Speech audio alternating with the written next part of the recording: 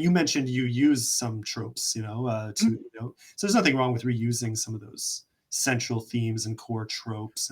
But how do you make sure that every new thing you do is unique? How do you keep that fire Right. alive?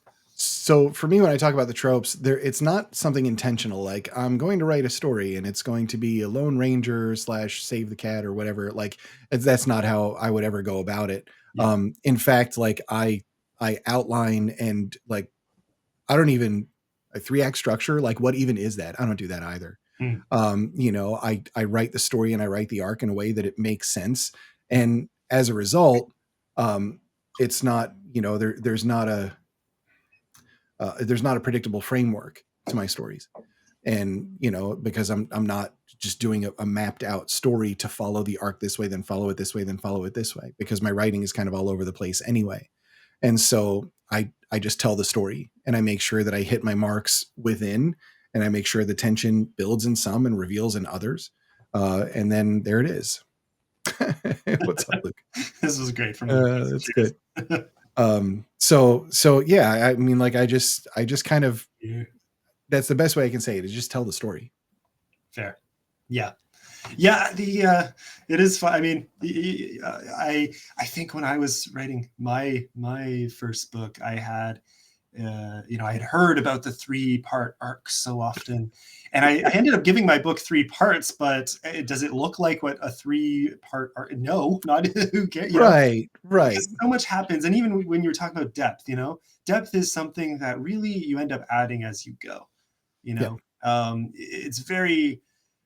I've seen this a lot. And there are people who can outline. There are Right. the people who write 40,000 word outlines on one extreme. Oh my gosh. That was the most absurd thing anybody ever said. And I'm like, man, bravo. Yeah, That is, kudos. Can't do that's it. a book. Yeah.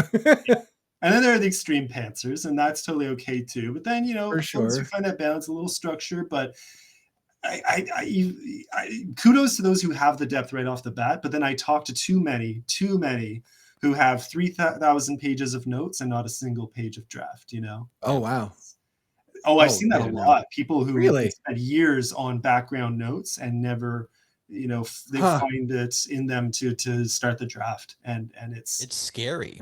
I was yeah, one of those guys. I had a lot of stuff prepped and I never wrote anything because I wasn't quite ready. And I Interesting. finally said, you just got to bite the bullet and make a mistake.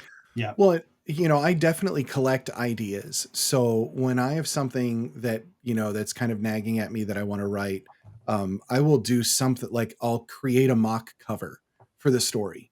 I'll Oh, write a that's fun. couple of notes and I just kind of keep that aside. So I've got a visual thing. I've done this with like, just, these are books that or stories I just want to write at some point. So I'll just design that front piece for it, throw it in a folder, just in my folder structure for my writing stuff and everything. And then, maybe I'll do some notes on it in Ulysses or whatever, and just kind of save it in like a pieces and parts thing. So I know when the schedule allows and when I'm done working on like a bigger project, I can dive in. I've got a visual representation. I've got a breakdown of exactly, kind of what I was doing. And then off it goes. Like, then I can just kind of jump into it and write it. But I have a lot of ideas that I want to write right now. Yeah.